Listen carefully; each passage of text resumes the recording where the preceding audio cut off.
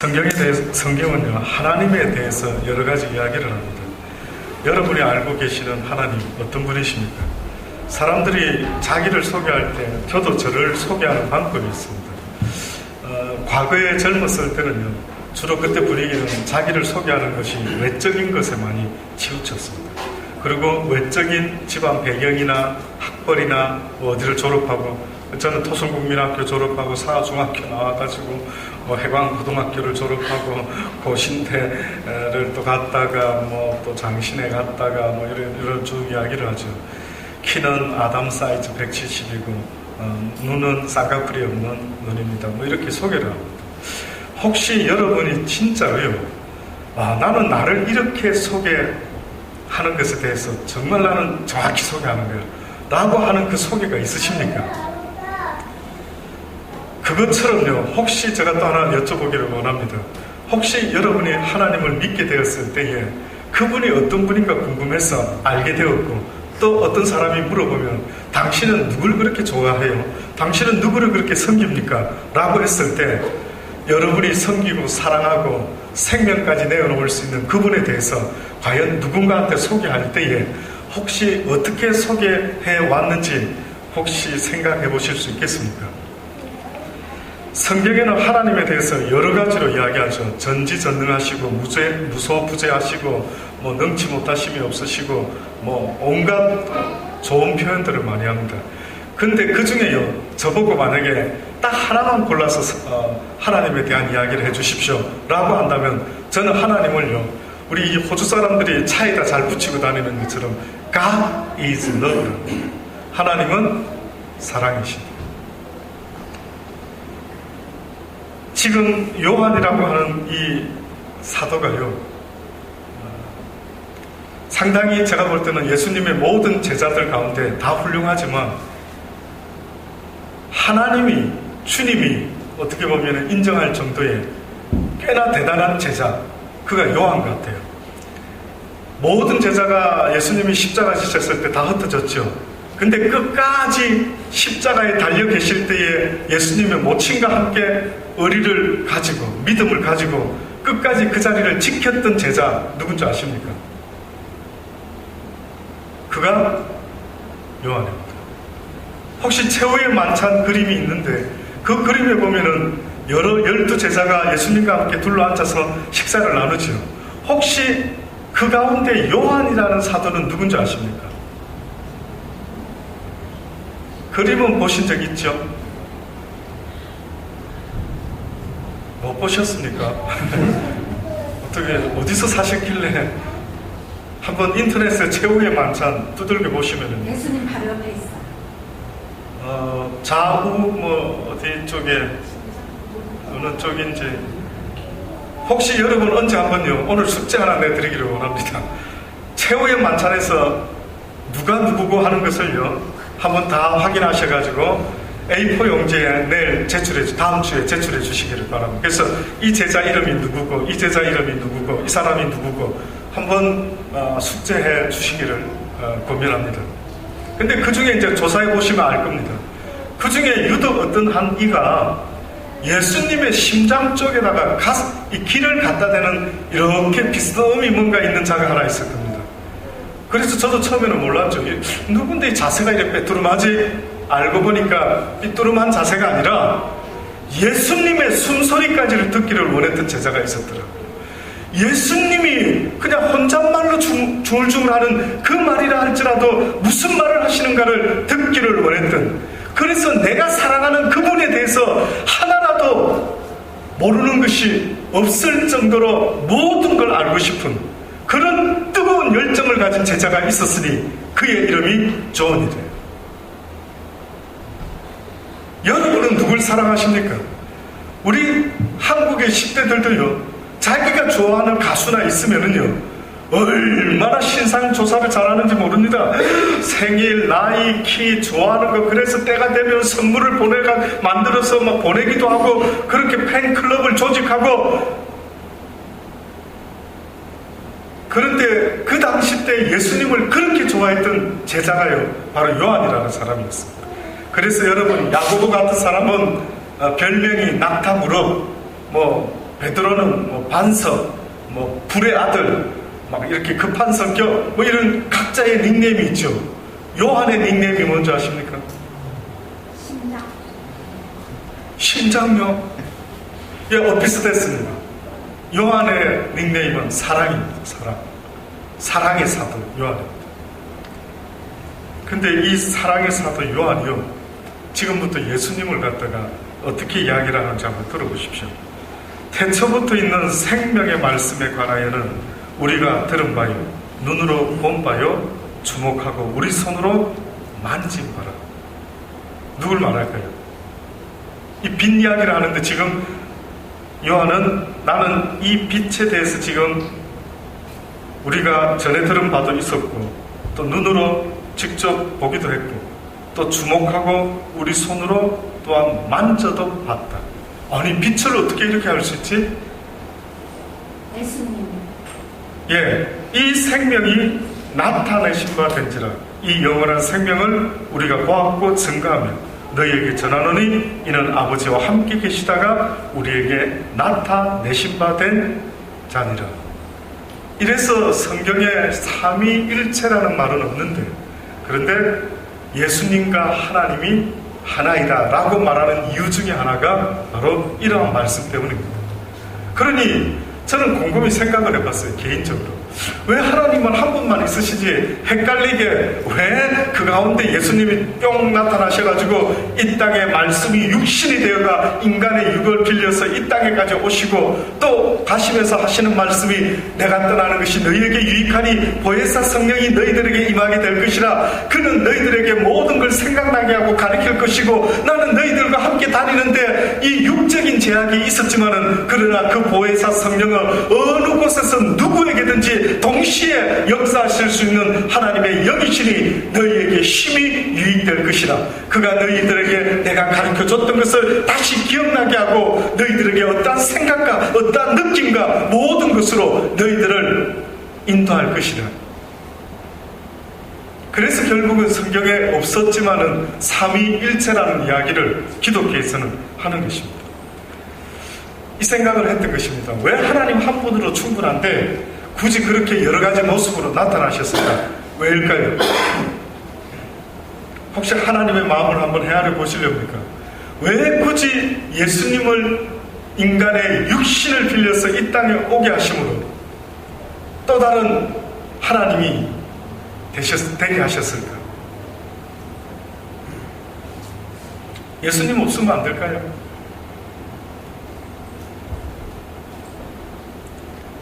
저는 이거는 성경에 없는 이야기입니다만 제가 혼자서 고민을 해봤습니다.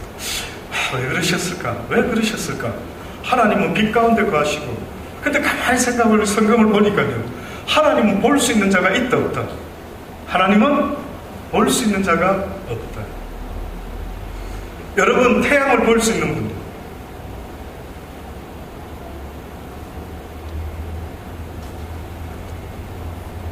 태양을 볼 수 있는 것 같지만은요, 엄밀하게 말하면 태양을 볼 수가 없답니다. 우리 눈이 그 빛에 반사되어서 굴절되어 나오는 이 형상들은 우리 눈으로 인지가 가능한데 빛이라고 하는 자체는요, 보기가 불가능하다. 그 말 그대로 빛이지, 빛이 이렇게 생겼네? 이렇게 말할 수 있는 무엇인가가 없답니다. 그래서 성경에 하나님은 자신을 이야기할 때 나는 빛이다. 그러니까 아무도 볼 수가 없다. 그런데 저는 예수님이 이 땅에 오신 것은 무엇 때문인가 봤더니만은요, 육을 가진 우리 피조물을 위해서 하나님께서 친히 육신을 입고 이 땅에 오신 것 같아요. 그래서 어떻게 보면 인간들이 하나님 어디 있습니까? 어떻게 내가 빛을 볼 수 있습니까? 내가 어떻게 하면 하나님이 살아계심을 볼 수 있습니까? 라고 혹시나 그렇게 물어보는 그들을 위해서요, 어떻게 보면 예수 그리스도라는 그분을 하나님께서는 모든 만물의 시작으로 우리에게 주셨다라고 성경이 말씀하고 있습니다. 그래서 성경을 가만히 읽어보면 창세기 때에 해와 달이 분명히 있는데 처음에 하나님께서 뭘 하시는 줄 아십니까? 빛이 있으라. 그렇게 시작이 되더라고요. 자, 계속해서 요한은 이렇게 말합니다. 우리가 보고 들은 바를 너희에게 전하면 너희로 우리와 사귐이 있게 하려 합니다. 우리의 사귐은 아버지와 그 아들 예수 그리스도와 함께합니다. 우리가 이것을 쓰면 우리의 기쁨이 충만하게 하려 합니다. 우리가 저에게 듣고 너희에게 전하는 소식이 이것이니 곧 하나님은 빛이시라. 그에게는 어두움이 조금도 없으시니라. 만일 우리가 하나님과 사귐이 있다고 어두운 가운데 행하면 거짓말을 하고 진리를 행치 아니하거니와 저가 빛 가운데 계신 것 같이 우리도 빛 가운데 행하면 우리가 서로 사귐이 있고 그 아들 예수의 피가 우리를 모든 죄에서 깨끗하게 하실 것이라. 우리가 빛 가운데 살아가야 된다라고 계속 이야기하죠. 그래서 우리가 잘 아는 것처럼 마태복음에는 뭐라고 이야기합니까? 5장에 보면은 너희는 세상의 무엇이라? 빛이라. 너희는 세상의 무엇이라? 소금이라. 빛과 소금이 되어라. 그렇게 이야기를 하시면서요, 등경 이야기를 하지 않습니까? 등경을 말 아래 두지 않고 말 위에 드라니 모든 사람들이 다니면서 보고 아하, 이렇게 살아가야 되는구나 라는 것을 이야기를 하시면서요, 등경이요, 빛이요, 소금이다라고 그렇게 이야기를 합니다. 빛 가운데 산다라는 게 뭘까요?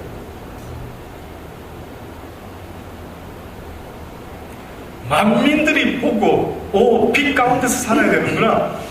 주님은 빛으로 오셨구나. 그럼 나도 이렇게 이제 나를 돌아보고 내가 이렇게 빛 가운데 살지 못했던 내 삶을 멈추고 이제는 빛 가운데 살아야 되겠다라고 하는 이 말씀이요, 뜻밖에도 요한은 스스로 우리에게 이렇게 말씀해주고 있습니다.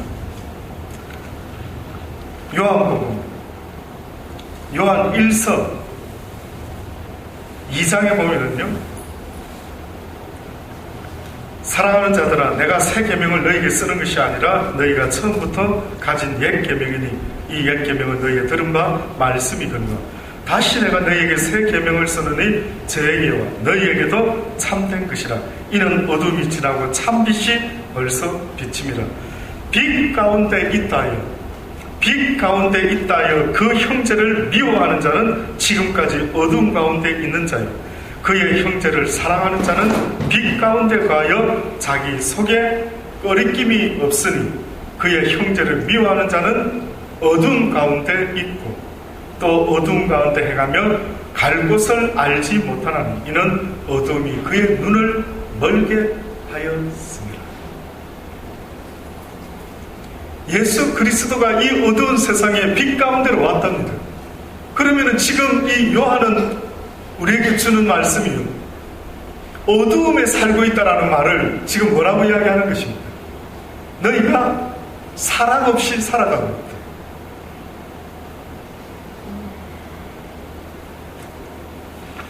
있다. 에덴 동산을 잃어버린 아담과 하와, 그들이 태초에 하나님 앞에서 범죄함으로요, 에덴 동산에서 쫓겨났는데 그들이 잃어버린 것은 하나님을 잃어버렸다라는 그 표현은요, 어떻게 보면은 하나님의 사랑을 잃어버린 것입니다.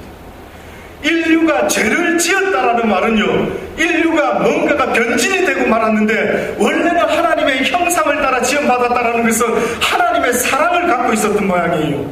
그래서 아담이 하와를 보았을 때에 하나님이 지어주신 그 여자를 보고는요, 이는 내 뼈 중에 뼈요 살 중에 살이다. 와우! 너무 감사와 기쁨이 충만했던 것입니다. 그런데 뜻밖에도 아담과 하와가 범죄한 이후에 하나님이 부르셨을 때에 네가 왜 숨었느냐라고 했을 때, 네가 내가 따먹지 말라는 선악과를 따먹었느냐라고 물어봤을 때에 뭐라고 이야기했는지 아십니까? 하나님, 당신이 지어준 이 여자가 먹으라 해서 먹었습니다. 그렇게 말하는 겁니다. 얼마 전에는 불과 이는 내 뼈 중에 뼈요 살 중에 살이로다, 땡큐 가, 이렇게 멋진 배필을 지어주시다니, 이런 사랑의 세레나데를 불렀던 아담이요, 범죄한 이후에 마땅히 사랑해야 될 아내를요 사랑하지 못하고 오히려 뭐라고 말합니까? 당신이 지어준 이 여자 때문에 내가 선악과를 따먹었다.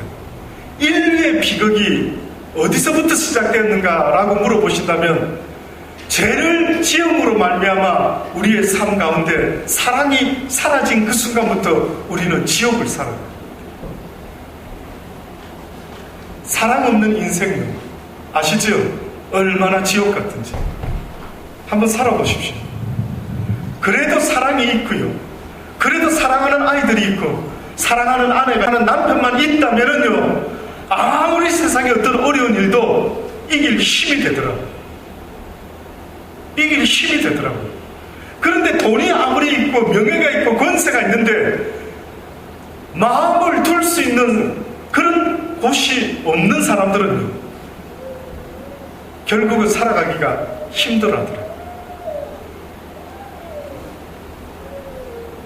결국은 사랑 없는 인생이, 사랑을 잃어버린 인생이요, 지옥이 되고 말았습니다.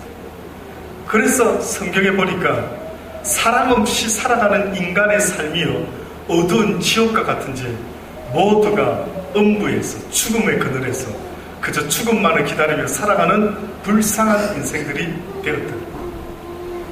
그래서 요한이 하는 말이, 이제 드디어 빛이 비쳤대요. 이제 예수 그리스도가 이 땅에 오셨는데 어떤 모습으로 오셨나를 이야기하는데 빛으로 오셨답니다.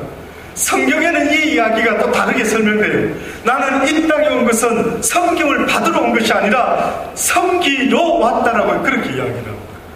사랑의 속성이 뭔지 아십니까?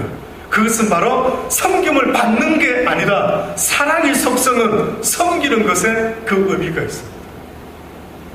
그래서 놀라운 것은 사랑을 가진 자들은요, 사랑받기를 원하는 게 아니고 사랑을 가진 자들은요, 사랑을 나타내려고 애를 쓰는 겁니다. 그러니 하나님이 우리에게 말씀하는 사랑은, 너를 위하는 사랑은 욕망이요 욕심이고 이기심이니 그 버려야 되고, 오직 내가 가르쳐주는 사랑은 하나님을 목숨을 다하여 사랑하고 내 이웃을 내 몸과 같이 사랑하라. 그것이 바로 내가 너희들에게 알려주는 사랑이다. 그 사랑이 너희를 살리고 너희가 각각 서로 사랑할 때에 이 모든 이 땅에서부터 천국의 삶이 시작된다는 거예요. 늘 말씀드립니다만은 어떤 분이 꿈을 꿨는데 천국과 지옥을 봤답니다. 천국에도 만찬이 차려져 있고 지옥에도 똑같은 만찬이 차려져 있더라고요.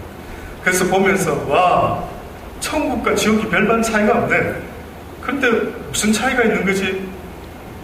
근데 조금 지나서 보니까요, 이제 사람들이, 천국의 사람들이 지옥의 사람들이 식사 시간이 되어서 이제 만찬에 있는 그 푸짐한 음식을 먹기 시작합니다.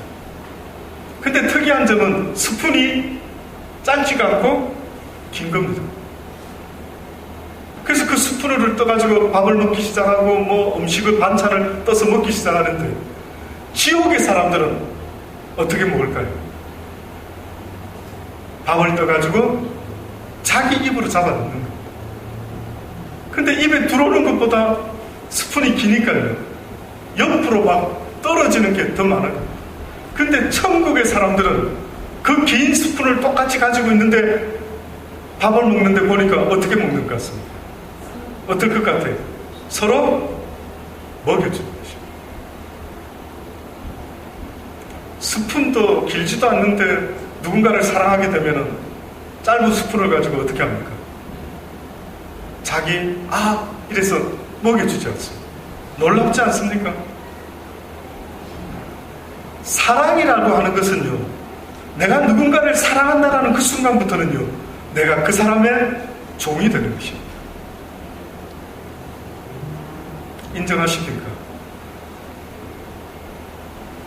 그래서 집에서 자랄 때 여자분들은 공주로 자라지만은 누군가를 사랑하게 되어가지고 이제 호적을 파서 어떤 외딴 남자하고 살아가기 시작하죠. 뜻밖에도 사랑의 눈이 멀어가지고요, 집에 그냥 혼자 계속 엄마 아빠랑 살았으면 공주로 살았을 텐데 괜히 사랑의 눈이 멀어서 결혼해서 살면서 어떻게 됩니까? 하녀가 되더라고요. 하녀가. 빨래하고 집 청소하고 밥 해주고 애기 낳아주고. 그래도 싫지 않다랍니다. 뭐 때문입니까? 뭐 때문에 그럴 것 같습니까? 사랑 때문입니다. 그래서 하나님께서요, 우리에게 오셨는데 빛으로 오신 주님이 말씀하시기를, 나는 섬김을 받으러 온 것이 아니라 오히려 너희를 섬기러 왔다. 그 말씀은 내가 너희를 사랑하기 위하여 이 땅에 왔다라고 말씀하고 계십니다. 결국은 그 사랑의 모습 속에 모든 믿음과 소망과 모든 하나님의 말씀들이 다 들어있다는 사실을 잊지 마시기 바랍니다. 어떤 젊은 구도자 세 사람이요, 어느 성인을 방문했다고 합니다. 그 청년 셋 중에 한 청년이 이렇게 그 성인에게 이야기합니다. 흑암을 일소하는 그러한 도리를 배우러 왔습니다. 또 두 번째 청년이 이야기합니다. 흑암을 제거하는 도리를 배우러 왔습니다. 또 세 번째 마지막 청년이요, 흑암을 타도하는 비전을 배우러 왔습니다. 그렇게 이야기하는 것입니다. 성인이 그들에게 먼저 세 사람에게 똑같죠. 빗자루를 줍니다. 빗자루를 주면서 어두운 지하실을 안내를 하면서요, 여기 내려가서 자네들이 이 빗자루를 가지고 어둠을 쓸어내기를 바라네. 영문도 모르고 일단은 빗자루를 줬으니 지하실에 내려가서 부지런히 한번 쓸어봅니다. 어둠이 없어질 수도 있으나. 그리고 빗자루로 막 바닥을 쓸고 하는데도 결국은 어둠은 없어지지 않고 힘이 들어서 다시 올라옵니다. 도무지 안 되던데요. 그 다음에 이 성인이요, 이 세 젊은이에게 바구니를 줍니다. 바구니를 주면서 어둠을 떠내보거라 라고 그렇게 이야기를 합니다. 뭔가 의미가 있겠는데 어쨌든 해보자 싶어가지고 어둠을 막 퍼서 바깥으로 던져보기도 하고 뭐 없애보려고 애를 씁니다. 결국 또 안 되고요. 그 다음에 몽둥이 하나를 줬답니다. 그리고 이 몽둥이를 주면서 어둠을 타도 한번 해봐라 라고 했더니만, 아무리 어둠을 내리치고 허공을 치고 막 애를 쓰지만은 결국은 할 수가 없더라고요. 그때 이 성인이요, 촛불 한 자루를 주면서, 하나씩 주면서 이걸 가지고 너희들이 지하실로 내려가 보거라 라고 합니다. 결국은 촛불 한 자루를 켜고 내려가 봤더니만 어떤 일이 벌어졌을까요? 어둠이 물러갔던 것입니다. 저는 이 별것도 아닌 이 예화 이야기가요, 지금 하나님이 우리에게 말씀하는 것 같습니다. 너희들이 어둠과 싸우려고 하지 말고 너희들이 무엇이 되라고요? 빛이 되라. 지금도 수많은 사람들이요, 옳고 그름으로 불의와 싸우려고 시간을 얼마나 낭비하고 있는지 모릅니다. 저 못된 놈, 저 나쁜 거, 저럴 수가 있나, 저 인간이 저러면 안 되지, 계속해서 그들하고 싸우고 막 난리가 나죠. 잠깐 정도 하고 마세요. 꼭 저는 그럴 때마다 무엇을 떠올리냐면 그렇다. 잊지 말자. 요모야 너는 하나님의 나라에 들어가는 그날까지 너의 인생은 마라톤이다. 꼭 바울이 뭐라고 이야기합니까? 내가 달려갈 길을 다 달려가는데 이 달려감에 있어서 멈추지 아니하고 주님이 부르시는 그날까지, 주님의 나라에 꼬리가는 그날까지, 주님의 카트라인에 들어가는 그날까지 내가 멈추지 아니하고 날마다 달려갈 길을 다 달려간다. 여러분과 나의 인생이요, 저처럼 여러분이 꼭 살아가다가 어떤 이해되지 못하는 일이 있으면 저런 일이 다 있어, 저 나쁜 놈 죽일 놈 뭐 어떠고 저떠고 거기에 멈춰서 싸우려고 하지 말아라. 마라톤 선수가 달리다가 누가 물을 주면 물을 얼른 마시고 또 계속 뛰는 것처럼 뛰면서 모든 걸 하더라고요. 뛰면서 하더라고요. 어느 순간에 주님이 그걸 자꾸 알리시더라고요. 멈추지 말라는 것입니다. 그 어떤 것도 마음에 빼앗기지 말아라는 것입니다. 그래서 여러분이 아무리 어둠하고 도무지 이해되지 않는 나쁜 놈을 만난다 할지라도요, 그에게 권면하고 이야기하고 또 달려갈 그뿐인 것입니다. 그 사람들을 변화시킬 수 있는 것은 나의 권면으로 변화될 것 같으면 세상이 벌써 변화됐죠. 예수님의 권면으로 그들이 변화될 것 같으면 벌써 변화되었죠. 제자들이 예수님의 말씀을 잘 들어가지고 변화될 것 같으면 예루살렘을 떠나지 말고 여기서 기도해라 명령할 필요가 없었죠. 그런데 아세요? 실컷 가르치고 있는데 어느 날 예수님이 십자가에 달려갈 때에 그들은 예수님을 버리고 도망갔었죠. 아는 것처럼 베드로는 예수님을 저주까지 했죠. 나는 그런 사람 모른다. 잘 가르쳤는데 예수님이 어떻게 그런 일이 있을 수 있습니까? 뭐가 문제지요? 예수님의 가르침에 도대체 뭐가 문제였죠? 예수님 가르침에 문제가 있었던 것이 아니라요. 그들에게 아직 경험되어지지 못한 게 있었는데 그게 뭔지 아십니까? 바로 하나님의 사랑이었습니다. 드디어 예수님이요, 그들에게 복음을 전하시다가 결국은 어떻게 보면 십자가에 달리셨다는 것은 하나님의 사랑을 이처럼 확증했다라고 성경이 말하더라고요.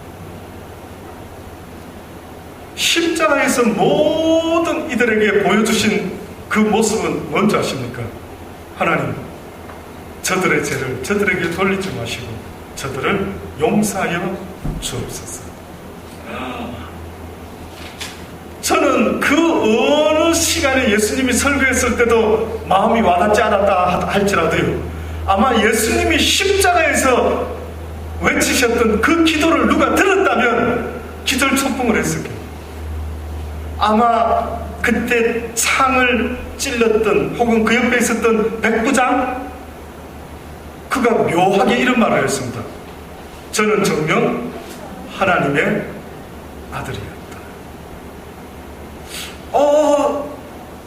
저자가 어디서 저 말이 나왔지? 저자가 왜 예수님이 십자가에 달려 죽기 직전에 무슨 일이 있었길래 그는 정녕 하나님의 아들이었다. 인정. 뭘로 인정을 했을까요? 아마 주님이 십자가에 달려 있었을 때 큰 소리로 외치지는 못하셨으니 그 주변에 있는 또 관심이 조금 있었던 그 누군가가 들었겠죠. 예수님의 입에서 목마르다, 누가 듣고 쫓아가서 주님 물 마십시오, 육에 매달아가지고 했을 때 거절하지 않습니까? 아버지, 저들이 하는 일을 저들이 알지 못하고 합니다. 저들을 용서하여 주옵소서. 아마 충격받았을 겁니다. 나 같으면 두고 보자, 이것들 내가 다시 살아나가 복수하리라, 구신처럼 나타나가지고 내 놈들을 다 미치게 만들리라, 뭐 이럴 수 있겠는데 세상에 용서해달라 하지 않습니까? 결국은 그 예수 그리스도의 용서의 메시지가 온 세상을 전에 이겼다라고 믿어 의심치 않습니다. 그 사랑이 승리인 겁니다. 그 완악한 인간들, 그 멋진 설교로도 변화되지 않던 그들에게 궁극적으로 변화를 일으켰던 것은 바로 사랑이다. 그래서 주님이 우리에게 말씀하는 것입니다. 너희의 모습은 빛이 되어야 된다. 다시 말하면 너희의 삶 가운데 사랑이 없어서는 안 된다는 거예요. 네가 크리스찬이라는 말은, 네가 빛이라고 하는 말은 곧 네 삶 속에 사랑이 없이는 어디 가서 이쁜 것도 함부로 하지 말아라. 어디 가서 목사라고, 어디 가서 집사라고, 어디 가서 장로라고. 너희가 너희 되면, 너희가 나를 믿는 증거는 바로 사랑이다.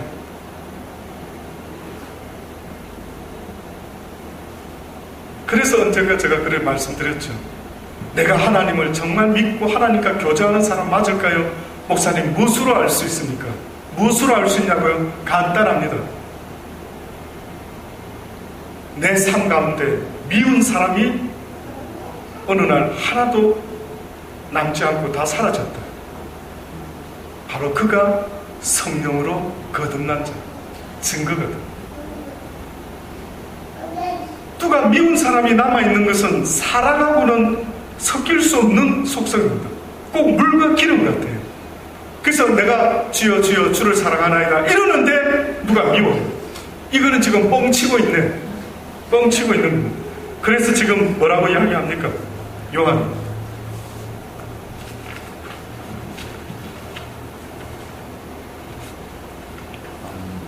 요한이 뭐라고 이야기한다고요? 빛 가운데 있다 하며 그 형제를 미워하는 자는 지금까지 어디에 있다고요? 어두운 가운데 있는 자요. 그의 형제를 사랑하는 자는 어디에 있는 거라고요? 빛 가운데 거하여 자기 속에 거리낌이 없으니 그의 형제를 미워하는 자는 어두운 가운데 있고 어두운 가운데서 행하며 갈 곳을 알지 못하는 이는 어두움이 그의 눈을 멀게 합니다. 미움이 자기의 눈을 어떻게 했다고요? 멀게 만들었다.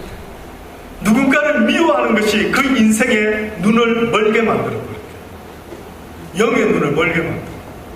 어마어마하죠. 그래서 누구를 미워한다는 것이요, 완전히 어두운 가운데 있으나 볼 것을 보지 못하고 살아가는, 어떻게 행하며 살아야 될 인간의 마땅한 도리를 전혀 알지 못하고 살아가는 불쌍한 자, 곧 죽을 것만 남아있는 자, 이 자의 모습이 영적으로 누군가를 미워하는 자의 영혼의 상태를 이렇게 말하는 겁니다. 그래서 내가 지금 온전한 믿음을 갖고 있는지 아닌지를, 내가 온전한 사랑을 가지고 있는지 아닌지를 알려면은 내 옆에 누구 하나 좀 있어줘야 된다고요? 왼수 하나 있어줘야 됩니다. 싫은데, 너무 싫은데 왼수 좀 하나 있어줘야 됩니다. 이상하게 미운 인간 하나 있어줘야 됩니다. 그래야 그 인간을 볼 때마다 내가 미워하는지 안 하는지를 테스트를 해야 돼요. 근데 어느 날 처음에는 미웠다가 이 말씀을 깨닫고, 주여 맞습니다, 아멘, 내 주제에 내가 누구를 미워하죠? 이렇게 이제 변화되기 시작합니다. 그래서 그 사람을 어느 날 딱 보는데 안 미운 겁니다. 어머, 내가 옛날에 미웠는데 안 미워지기 시작해요. 이게 무슨 변화지? 그래서요, 원수를 사랑하라 할 때 어떤 사람은, 목사님 원수가 없는데요? 조금만 기다리세요. 원수가 나타날 테니까. 많이 기다렸는데 원수가 없는데요? 그럼 그 사람은요, 둘 중에 하나입니다. 자기가 누군가에게 원수이든지. 그럴 겁니다. 저는 원수 없어요, 목사님. 그럼 그 무슨 뜻이지? 굉장히 착한 마음인가? 보니까 오히려 다른 사람에게는 자기가 원수일 수가 있다. 놀랬습니다, 저도. 와, 하나님께서 원수를 옆에 두시는 이유는 그를 볼 때마다 네 마음이 어떤지를 좀 체크를 해봐라. 테스트하는 거예요. 내가 저 사람까지도 미워지지 않을 수만 있다면 이게 바로 온전한 사랑을 이루는 겁니다. 그래서 성경에 뭐라 했죠? 주님의 사랑을 기억하라. 그 주님이 예수 그리스도를 이 땅에 보내서 십자가에 달려 죽게 하심으로 하나님의 사랑을 너희들에게 확증했는데, 그 주님의 십자가의 희생은 그분이 좋아하는 분만을 위해서가 아니라 모든 이 땅의 사람을 위해서요. 악인이나 선인이나 못된 사람, 선한 사람, 누구나 할 것 없이 하나님의 그 십자가의 사랑의 은혜는 모든 이에게 임했던 것이다. 너희가 사랑할 만한 사람만 사랑하면 무슨 상이 있겠느냐? 이방인들도 그렇게 하지 않느냐? 그러나 나의 사랑하는 자들아, 너희가 모든 이를 사랑해라. 그리하면은 너희가 온전한 나의 아들이 될 것이다라고 말씀하셨던 것입니다. 빛으로 오신 그 빛의 의미는 바로 사랑이라는 사실을 잊지 마시고, 내가 아직도 사랑 없이 살아가고 있다고 하는 것은 결국은 하나님을 알지 못하며 어둠 가운데 살아가는 인생이라는 사실을 잊지 마시고, 주님의 빛이 내게 임했으니, 주의 사랑이 내게 임했으니 이제는 그 사랑의 빚진 자가 되어 이 빛을 갚으며 살아갈 수 있는 저와 여러분 되기를 주의 이름으로 축원합니다. 기도하십니다. 좋으신 아버지 하나님, 그렇습니다. 이 땅에 빛으로 오셨다고 말씀하시고, 그 빛의 의미는 바로 사랑이라는 것을 요한을 통해서 우리에게 다시 한번 알려주심을 감사합니다. 사랑 없는 인생이 얼마나 지옥 같고 얼마나 힘든지 우리 모두는 잘 알고 있습니다. 이곳에서부터 그 사랑이 다시 회복되게 도와주옵소서. 내 자신부터, 내 가정에서부터, 교회에서부터 이제 우리 모두가 사랑받기를 기다리는 자가 아니라 주의 사랑으로 서로 사랑할 수 있는 천국을 이루며 살아가는 우리의 삶이 되게 도와 주옵소서. 예수님의 이름으로 감사하며 기도드리옵나이다. 아멘.